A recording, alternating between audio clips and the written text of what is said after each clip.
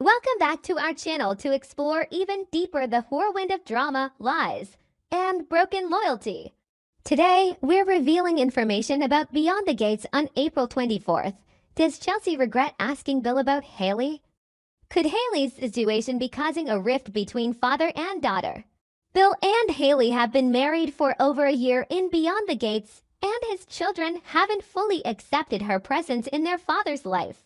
Although they occasionally try to be kind to her, Chelsea and Naomi are finding it difficult to accept her. Is Chelsea suspicious of Haley about something? This content is for informational purposes only. Thank you for your interest. The suffocating atmosphere surrounding Bill and Haley's marriage has reached a critical, toxic density, transforming their shared life into a psychological minefield where every step threatens total annihilation. The entire disastrous saga involving Lynette has left deep, invisible scars on their relationship, creating a foundation built on suspicion and desperate denial. Bill has stubbornly clung to the narrative that his supposedly naive wife was merely a victim of Lynette's manipulation, a comforting delusion that allows him to maintain the illusion of marital stability.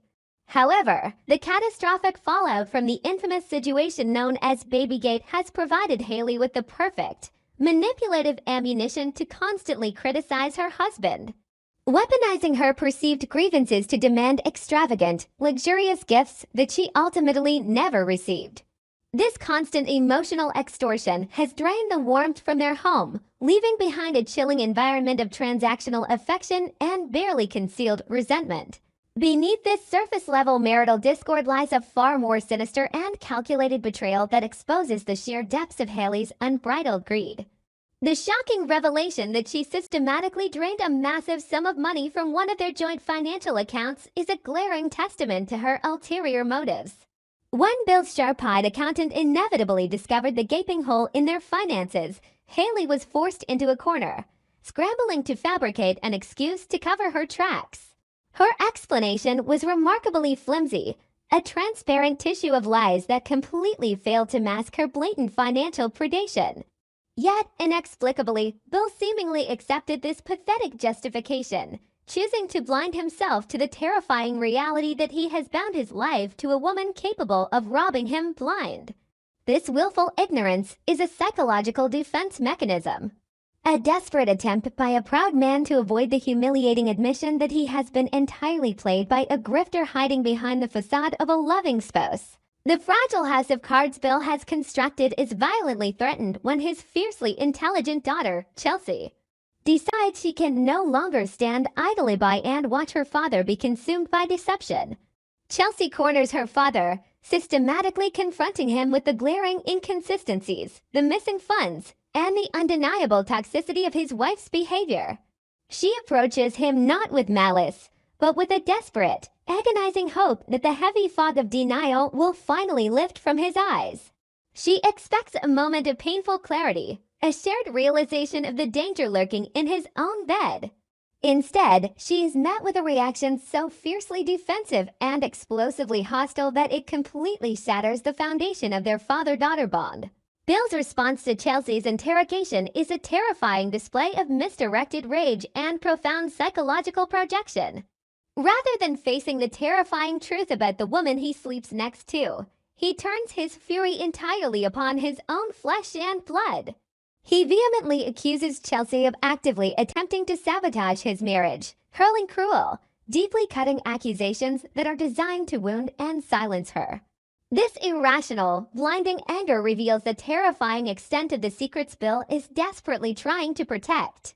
He is not merely defending Haley, he is defending his own shattered ego, fighting tooth and nail to preserve a fabricated reality because the truth is simply too devastating to survive. The profound tragedy of this confrontation lies in the permanent damage inflicted upon their relationship. The venom in Bill's words will linger long after the adrenaline fades, leaving him to eventually grapple with the agonizing remorse of having sacrificed his own daughter on the altar of his wife's deceit. One must wonder just how dark and catastrophic Haley's hidden secrets truly are, to compel a father to ruthlessly sever his ties with his child just to keep those secrets buried in the dark. Simultaneously, in a completely different corner of this fractured world, a quiet, devastating tragedy is unfolding between Naomi and Donnie, painting a heartbreaking portrait of maternal guilt and impending medical terror. In a perfect, idealized universe, Naomi would openly share the terrifying reality of her BRCA genetic testing results with her mother, allowing them to face the looming specter of severe illness as a united front. Instead, the air between them is thick with unspoken dread and agonizing isolation. Naomi is drowning in a sea of anxiety, her emotional reserves completely depleted by the glaring absence of Jacob, whose missing presence leaves her facing this monumental health crisis entirely alone. Her silence is not merely a product of fear regarding the potential disease ravaging her body. It is a profound, paralyzing terror of how her mother will react to the devastating news. Donnie, oblivious to the specific medical nightmare consuming her daughter, is already drowning in her own deep reservoir of maternal regret. She is acutely aware of her past failures, the countless times she was emotionally absent or overly critical, and she is desperately trying to bridge the massive chasm that has grown between them. The irony is agonizing. Donnie is seeking to provide comfort and rebuild their bond at the exact moment Naomi needs it most. Yet the invisible wall of the unspoken BRCA results keeps them tragically separated. If Donnie were to discover the truth, the dynamic of their relationship would undergo a violent, seismic shift. The crushing weight of her past negligence would crash down upon her, transforming her current attempts at comfort into a desperate, frantic scramble for redemption before time runs out. Adding a bitter layer of complexity to Donnie's emotional fragility is the recent, incredibly harsh rejection she suffered at the hands of her other daughter, Chelsea.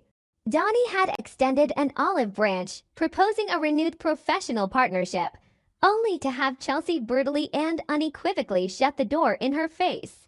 Chelsea's rejection was not born of simple anger, but of a fierce, almost suffocating desire for absolute independence. She is desperate to carve out her own empire, to break free from the sprawling shadow of her mother's legacy and prove her own worth on her own terms. However, the sheer ruthlessness of her delivery has left deep emotional wounds, pushing her family further away at a time when they desperately need unity. Chelsea's rigid boundaries and relentless pursuit of autonomy pose a profound moral question regarding the cost of ambition. She believes she is making the right, necessary choices to secure her own future, but she is entirely blind to the silent suffering occurring right beside her. Her fierce independence is rapidly transforming into a fortress of isolation. One must deeply ponder how Chelsea's rigid stance would shatter if the devastating truth about Naomi's hidden medical crisis were suddenly brought to light. The crushing guilt of having coldly rejected her mother and ignored her sister while they were secretly battling the shadows of mortality would be enough to break even the strongest of spirits, forcing Chelsea to reevaluate the true price of her hard-won freedom. Meanwhile, the romantic entanglements of Nicole continue to generate a chaotic, deeply uncomfortable spectacle that threatens to destroy any semblance of stability in her life. The delicate, incredibly fragile reconciliation between Nicole and Carlton is currently hanging by a mere thread, severely damaged by the lingering, humiliating aftermath of a truly horrific double date. Carlton, carrying the emotional bruises of that disastrous evening, has maintained a cold distance, forcing Nicole to carefully navigate the treacherous waters of earning back his trust. Just as they begin the painstaking process of laying down new emotional bricks and tentatively mending their fractured connection, the atmosphere is violently disrupted by the sudden, entirely unexpected arrival of Keel. The timing of Keel's entrance is so impeccably disruptive that it borders on the suspicious, instantly transforming a private moment of healing into a suffocatingly awkward love triangle. The air in the room immediately thickens with unspoken questions and palpable romantic tension. Is Keel's arrival a mere coincidence, or is it a highly calculated maneuver designed to sabotage Nicole's fragile progress with Carlton? The lingering glances and heavy silences suggest that Keel's feelings for Nicole are far from extinguished, burning with a quiet intensity that threatens to consume everything in its path. Nicole finds herself trapped in a paralyzing internal tug-of-war, her heart violently pulled between the magnetic, unresolved history she shares with Keel and the desperate desire for a stable, secure future with Carlton. The sheer awkwardness of the situation is agonizing for all three individuals involved, but it is Nicole who bears the heaviest psychological burden. She is terrified that Keel's sudden presence will accidentally unearth hidden secrets regarding their recent, private interactions. Secrets she has carefully kept hidden from Carlton to protect their fragile truce. She is a woman standing at a dangerous crossroads, paralyzed by indecision, acutely aware that choosing one man will inevitably inflict profound pain upon the other. The suffocating pressure of this unresolved dynamic guarantees that an explosive emotional confrontation is not just a possibility, but an absolute, terrifying certainty. In sharp contrast to Nicole's romantic agony, Vanessa is currently basking in a state of smug, triumphant satisfaction. She is reveling in the fact that Nicole was forced to issue a formal apology for her behavior during the disastrous double date, conveniently ignoring the glaring reality that it was Joey's intense, palpable discomfort that truly poisoned the evening. Buoyed by this hollow victory and the surprising emotional support she has received from Donnie regarding her relationship with Joey, Vanessa has completely lowered her defenses. She has assertively claimed Joey's apartment as her own personal sanctuary, making herself entirely at home with a level of comfort that borders on territorial invasion. However, Vanessa's domestic bliss is built on a foundation of willful ignorance. She is deliberately turning a blind eye to the staunch, unwavering disapproval of her own daughter, Deanna.